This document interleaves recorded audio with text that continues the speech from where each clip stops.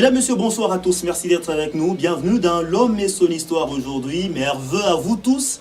Merci de la confiance que vous aviez faite à Héritage à Télévision et notamment à votre magazine L'Homme et son histoire. Magazine qui vous présente les grandes personnalités dans différents secteurs ou plutôt domaines de la vie.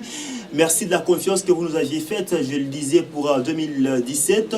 Aujourd'hui, c'est le premier numéro de 2018. Vous avez donc bien raison de nous appartenir ce soir parce que nous venons finalement de décoller cette année 2018 avec vous, avec plein d'émotions. Je crois que pendant 2 semaines pratiquement, vous avez suivi la rétro des grandes séquences, des images chocs, des grands moments, des moments forts de L'Homme et son histoire pour 2017. Bon gré mal gré, on n'a pas pu vous balancer tous les numéros réalisés, vous en doutez, en 2017, parce que c'était vraiment énorme. Quand vous faites 4 numéros par mois, x 10, vous voyez ce que ça donne. Et quand vous faites 4 x 12, vous voyez un peu ce que ça donne. Nous vous avons juste résumé les temps forts, moi j'appelle ça les grandes séquences de L'Homme et son histoire, et vous avez bien fait de suivre la rétro. Aujourd'hui, j'ai le privilège de recevoir sur ces plateaux de L'Homme et son histoire Yamasumbuko dit Massoum Graine. En tout cas, il est connu comme cela. Je précise que c'est un journaliste chevronné que vous avez suivi sur un média local. On en parlera d'ailleurs tout au long de cette édition de L'Homme et son histoire, le premier numéro de 2018. Yamassoum Graine, bonsoir et bienvenue. Bonsoir Patrick Mulunda. Merci de l'amitié que vous nous faites de visiter la maison aujourd'hui. J'ai envie de vous poser la première question. Qui est Massoum Graine? Ok, très bien, merci. Mais je commencerai par remercier d'abord l'accueil qui m'a été réservé ici dans votre maison. Et puis je salue tous vos fanatiques, auditeurs et auditrices de Radio-Télé Héritage. Alors moi, je suis Yamassoum Graine, bien sûr, mais je ne suis pas extra. Hein. Je suis un monsieur tout à fait modeste, simple. Alors, j'ai vécu ma tendre enfance à Lubumbashi, puis à Likasi, à Kolwezi, et le plus clair de mon temps, c'est ici à Lubumbashi. Voilà. Alors, qu'est-ce qu'on peut retenir de vos études faites déjà? Ok, mes études, j'ai commencé à Lubumbashi. À l'époque, on appelait Saint-Benoît, actuel. À l'époque, on appelait Bikopo, c'est la commune de Kenya, non loin des rails, juste au coin de Circulaire et Manono. Alors là, à notre époque, il y avait l'année préparatoire qu'on appelait en Swahili Tchapé. Alors il fallait d'abord passer par Tchapé et ensuite en première année primaire. Alors j'étais en Tchapé, j'étais en première année primaire, on étudiait très bien, nous étions ravitaillés. Chaque jour à la récréation, nous prenions du lait. Bon, alors c'était très très beau à notre époque. Alors là-bas, après la première année, comme mon père était devenu inspecteur de travail, nous étions à Likasi sur l'avenue Abattoir, dans une maison à étage à côté de Boanamafuta, les gens qui ont vécu à cette époque-là. Alors là... On est en quelle année précisément pour ceux qui nous suivent, peut-être pour leur nostalgie, vous en doutez? Oui, bon, je ne dirais pas trop. Hein. Bon, à Likasi, là, on a bien vécu, surtout parce qu'on était enfant à une autorité respectée. Alors, on étudiait à l'Athénée royal de Likasi. Bon, ce n'est pas comme aujourd'hui, hein, le tout est abîmé. À notre époque, il y avait tout. Il y avait, la plupart, c'était le corps enseignant, la plupart, c'était des Blancs, très peu de Congolais. Alors là, j'avais fait la 2e et la 3e primaire.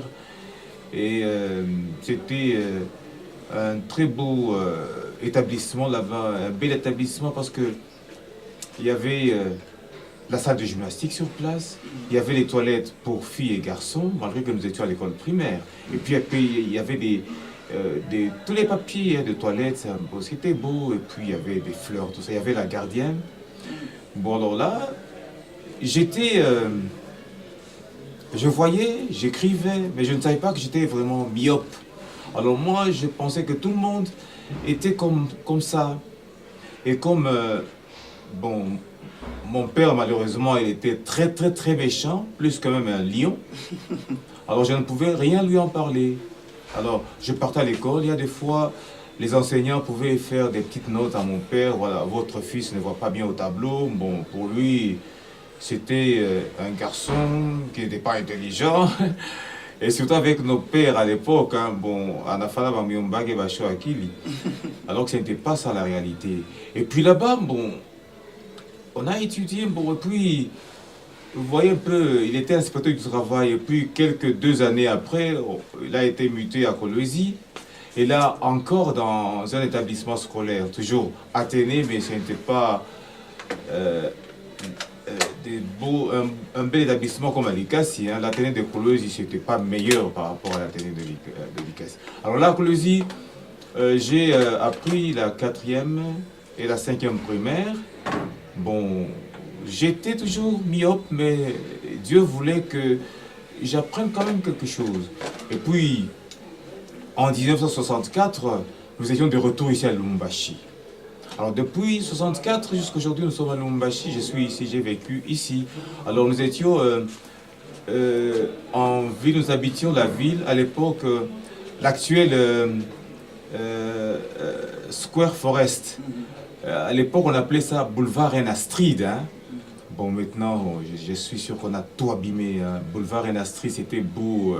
Il y avait des jolis parcs là-bas partout, commençant du côté là où de Lubilashi jusque vers là, tout près de Mahadini. Hein. Bon, tout le long de ce boulevard, il y avait que des parcs arrondis, carrelés, des parcs en forme de rectangle. Alors, nous étions, nous, au coin des avenues Monseigneur Sac, qui aujourd'hui est la Bekaose. Alors, Monseigneur Sac et boulevard Enastri, c'était une maison à étage. Hein. Alors, il y avait 6 appartements, dont nous étions dans l'un des 6 appartements, mais pas au rez-de-chaussée, hein, à l'étage. C'était un bâtiment à un étage. Voilà, et puis nous nous dirigions tous les dimanches à l'église, aujourd'hui on appelle ça comme Redinamundi, quelque chose comme ça. Hein, c'est ça. Voilà. Alors nous rendions là-bas. Bon, c'est un peu comme ça. Et puis après, bon, avec la politique, mon père, bon, n'avait pas fait un bon choix, bien son bon choix n'avait pas tenu. Alors il fallait que celui qui était devenu tel, alors nous a refoulés. Nous sommes partis à Katouba, le Loabourg à l'époque. Hein. C'était des très jolies maisons. Il y avait des belles routes bitumées. Alors là, bon, nous étions sur l'avenue, la rue 6, dans une maison jumelée, 11-13, sur la rue 6. Alors bon, là, j'ai repris la 5e, parce que maintenant, là, la myopie était devenue très forte. Vous aviez fait d'abord quelle option? Bon, à l'école primaire. Vous avez repris la 5e. On est toujours au primaire. Oui, toujours au primaire, parce que là, j'ai fait la... Parce que je sens fait que vous avez 2 fois. Vous avez le plaisir de nous raconter quand vous voyez encore. Oui, et vous êtes emporté, je le sens, dans cette belle émotion-là. Nous allons y revenir. Parlons de vos études d'abord. Bon, mes études, moi, j'avais cassé mon stylo. C'était juste en premier CO. Ah, ok. Oui. Alors, quand j'avais réussi, heureusement, j'étais le 18e. Bon, j'étais le dernier parmi les 18 qui avaient obtenu le certificat. Hein, là, à l'école Saint-Joseph Mukasa Balikundemba, hein, qui est tout près, non loin de la commune, hein, du bureau de la commune Katouba, au quartier de la Première. Alors là, quand j'étais parti étudier en premier CO, c'était à l'ex-Athénée de Katouba. Là, même, le corps professoral, c'était la plupart des blancs. Alors c'est là que j'avais arrêté, je ne pouvais plus voir. Il y a des fois, je partais à l'école comme ça, bon, le tableau noir ne me servait plus à rien. Bon, avec la maths moderne, bon, il fallait les relations, il fallait les représenter avec différentes couleurs. Mais moi, je confondais tout ça. Là, parfois, j'y allais pour ne rien écrire et je retournais comme ça à l'école. Et comme j'aimais beaucoup les études, je partais comme ça. Et finalement, bon, j'avais échoué parce que je n'en pouvais plus et c'était arrêté par là. À ce moment-là, les parents étaient ignorants de votre état, mon père, des myopies, etc. Mon père. Oui. Il savait que j'étais myope, mais il prenait ça à la légère. Qui suivaient? Non. Il n'y avait pas de soins qui suivaient pour finalement répondre à cette maladie. Bon, les lunettes qu'on m'amenait par mon père, bon, ça ne me servait absolument à rien, ça n'augmentait rien. Alors, moi, j'étais à l'hôpital Blanc, qu'on appelle aujourd'hui cliniques universitaires. On m'avait consulté par un ophtalmologue belge du nom de Abache. Bon, il faisait des rapports, hein, il donnait des rapports à mon père. Mais mon père ne me disait pas la réalité. Alors, c'est que les médecins que j'ai, qui m'ont consulté, que ce soit ici, que ce soit en Zambie, en Angola, au Central Hospital, que ce soit à Lovanium, à Kinshasa, bon, tous ces médecins disaient à mon père que votre fils, plus tard, perdra toute la vision. Il n'aura plus la vue. Mais mon père ne savait pas m'apprêter, quoi. Alors, c'était comme ça. Et quand j'ai obtenu 19 ans, bon, quand j'avais abandonné, non, je n'avais pas abandonné, j'avais renoncé, j'étais obligé de laisser par là. Et puis 4 ou 5 années après, j'avais 19 ans d'âge quand totalement j'avais perdu la vue chez un féticheur qu'on m'avait amené par mon grand-père, le père à mon père au village. Alors, c'était terminé. Donc depuis que j'ai 19 ans, jusqu'à aujourd'hui, je ne vois absolument rien. Aujourd'hui, vous en avez combien? Bientôt 64 ans. Vous êtes marié? Oui, père de cet enfant dont ma fille qui m'a accompagné ici, elle est la troisième enfant de mes enfants. J'en ai 7, 2 garçons et 5 filles. Ah, très bien. Allez, on fait un petit coucou à Hans qui a fait l'amitié de vous accompagner jusqu'ici. Merci Hans de ce privilège que vous nous avez accordé. Mais parlons quand même de votre profession. Bon, ma profession, moi, depuis que j'étais enfant, je voyais encore. Mais moi, j'appréciais beaucoup la radio. Alors, quand j'écoutais comme ça les émissions passées sur les antennes, bon, quand j'écoutais comme ça, alors moi, je me représentais cette personne-là. Alors, je voyais la personne, j'imaginais une personne qui est devant quelque chose et puis en train de parler. Bon, pour moi, c'était des gens qui ne se trompaient d'aucune chose. Hein. Les journalistes, à l'époque, il n'y avait pas encore la télé. Alors la radio, quand j'écoutais, je me rappelle, il y avait Ignace Mabeka, il y avait Florent Lomongo, etc. etc. Alors, la RTNC Kinshasa, moi, ça m'étonnait. Je disais, mais ça, c'est quelque chose de très précieux. Hein. Moi aussi, peut-être je viendrai dans la vie. Alors, je savais, je sentais ça, mais je ne savais pas par où est-ce que je passerais pour atteindre cet objectif-là. Mais j'étais encore gosse. Nous allons parler incessamment de vos 5 ans de carrière dans les médias. Voilà. Je précise que vous avez été connu via le magazine Vie sans vue, qui passait sur la RTA, Radio-Télévision Tam Tam Afrique. Oui. Mais comment vous êtes parti dès 19 ans déjà? Vous écriviez, vous parliez déjà, et vous êtes parti à l'apprentissage du braille. Ouais. Comment vous expliquez cette transition-là? Très bien. Alors moi, dans les années 70, dans les années 70, on était encore à Katouba. Bon, Lulabo, c'était déjà devenu à ce moment-là Katouba Kananga, toujours sur rue 6, 11 13. Alors, bon, il y a un abbé, hein, c'est le promoteur de Sainte-Élisabeth qui est sur Upemba. Alors, il était venu louer, parce que notre maison était jumelée. Alors, une partie...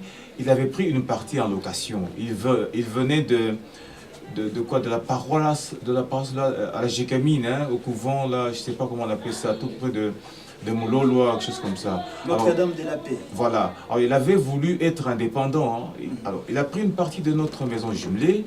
Et comme il m'aimait beaucoup, il a dit, bon, moi, j'apprécie ce garçon, il restera avec moi à mon côté. Bon, il m'avait cédé une chambre parmi les 3. Alors, maintenant, il était ami à Abbé Muller, hein. Abbé Muller.